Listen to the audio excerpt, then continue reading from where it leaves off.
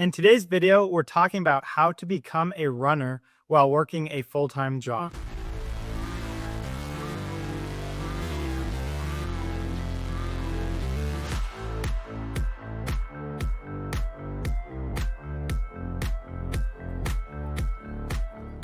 Becoming a runner is all about creating the right environment for you. Some of us need to be in office at 7 a.m. Some of us are working from home and our days don't start till 9 a.m.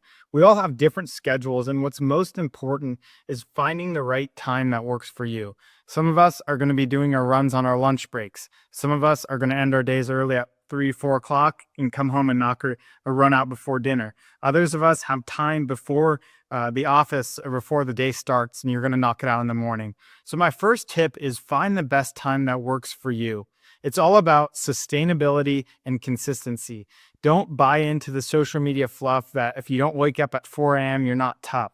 It's all about finding the right time that works for you. So depending on your work schedule, whether you're in office, at home, working a hybrid schedule, you need to find the best time that works for you. And this isn't just being tough and trying to do this for 1 week. We're thinking about becoming a runner. Becoming a runner is all about consistency and showing up week in and week out. So you need to evaluate your schedule and look at, when can I fit a run in? This doesn't need to be an hour and a half block. It doesn't need to be a 3-hour extravaganza. It just needs to be 30 to 45 minutes to start. And that way you can set it aside. And what works for you is that's number one step to dialing in becoming a runner. Step number 2 is define your why. If you have no why, there's no reason to get out there and go struggle and go sacrifice your time, your effort, and your energy to go get a run in, right? So some of us may have gotten dragged in by some friends to do a half marathon in a couple months, maybe a marathon, maybe it's a local 5K. Maybe you are having your first kid in a couple months, or you've had some kids and you want to get healthier. You want to have more energy to hang out with them, to play on the playground, to run around with them on the weekends. And so we have to define our why, because our why is our gasoline. It's the motivation by which we have a reason to get out of bed, to turn off the alarm clock at 5 a.m. or to stay late at the office and go knock out a run. Whatever it is, you need to have a why. Without a why, you're probably not going to last in becoming a runner and adopting this identity of what it means to be a runner and to just run each day or every couple of days. And so step number two is define your why. It may be a marathon, it may be a 5K, it may be energy, your energy levels, it may be for your family, it may be for longevity. So number 2, define your why. Tip number 3 is get your gear. And what I mean by that is find a great pair of running shoes that are comfortable, that make you enjoy running. And by that, I encourage you to go to your local running store and just try on a variety of shoes. Don't immediately be drawn to the highest price point or the prettiest looking shoe or the newest technology. There's so many different things that come into running shoes today, and you can easily kind of get dragged into one thing or another just because it looks pretty or it's a high price point. It's the fanciest shoe, it's the lightest shoe. What matters is finding a shoe that's comfortable to your foot. And what I encourage you to do is just go to your local running store and try on 10 to 15 shoes, whether the shoe's $120 or $250. I mean, obviously the budget matters and you have to evaluate for yourself, but it's all about finding a shoe that's comfortable for you. A shoe that's may look pretty, maybe too narrow. A shoe that looks really nice and light, maybe too wide or too tight. And so it's important to find a shoe for you. Find a shoe that you can take ownership of. And when you buy the gear, when you invest in a couple, a pair of running shoes, maybe a couple of shirts or shorts, you're putting yourself in a situation where you're accountable to reaping the benefits, right? We don't just spend money just to spend money, and we don't have any accountability in the sense of we didn't spend money for any reason, right? And so when you spend money on a pair of shoes, you're buying into, a goal, you're buying into a why, you're buying into a new identity of becoming a runner and adopting this. So what I encourage you is step number 3 is go to your local running store, try on a plethora of shoes, ignore the price tag, ignore the colors.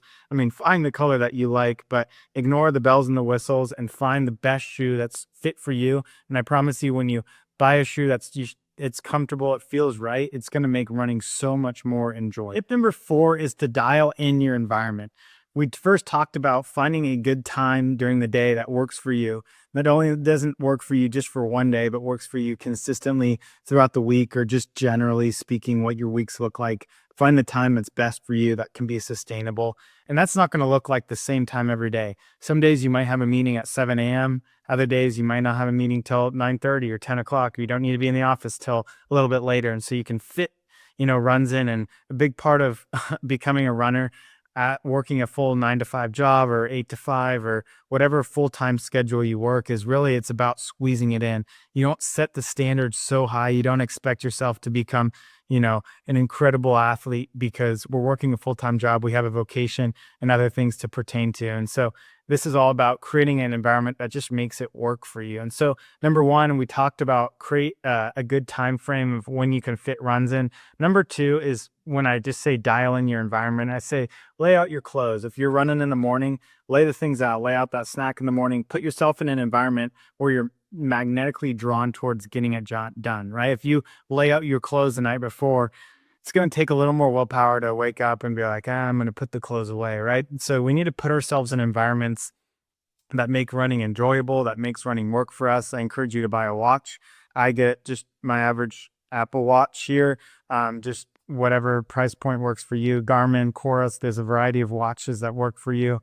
I love Apple Watches and I've run in them for many years. And so put yourself in an environment that's going to make things happen. Obviously, when you buy the shoes and the watch and the clothes and put yourself in the environment, that doesn't get the job done. What gets the job done is pressing start and, getting out the door.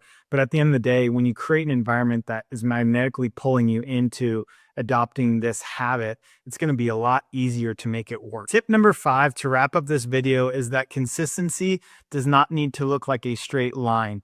If you're saying, I want to become a runner, I want to fit runs in each day around this work schedule, it doesn't need to be a 4-mile run, boom, boom, boom, every single day, right?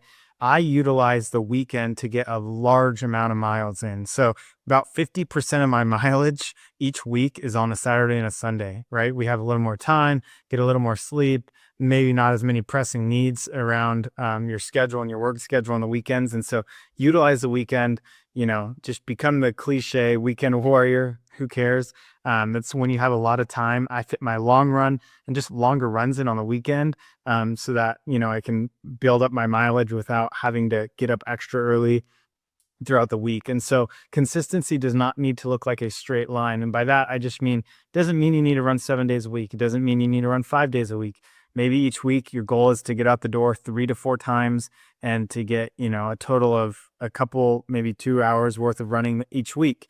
It really doesn't matter. But what matters is just at the end of the week, can you look back and say, hey, with what I was presented, with the things I went through, did I make running happen, right? Did I put aside some time? Did I utilize that? Did I put myself in the right environment? And so some of you guys, it might just be 3 days a week. Some of you, maybe, you're like, I just the same schedule every day. It's clockwork. I can fit, 3, 4, 5 mile run in just each morning, regardless, period, end of story. Other days, some days I can run 15 miles in a weekday. Some days I can't run at all, right? Because of just the nature of work. And so it doesn't have to be a consistent straight line flat across the plane, right? So just remember that. Don't set exceedingly high standards for yourself. This is really just about adopting a habit that's supporting, the longevity of your health or whatever, your why is. And so at the end of the day, I just encourage you, don't set the standards too high. Have some fun, download some music on a watch, get a good pair of running shoes, find some local trails or roads around, parks around where you live, and just make it happen. I'd love to hear, just your feedback in the comments. I hope that you could like and subscribe, continue to support this channel, and we'll see you in the next one.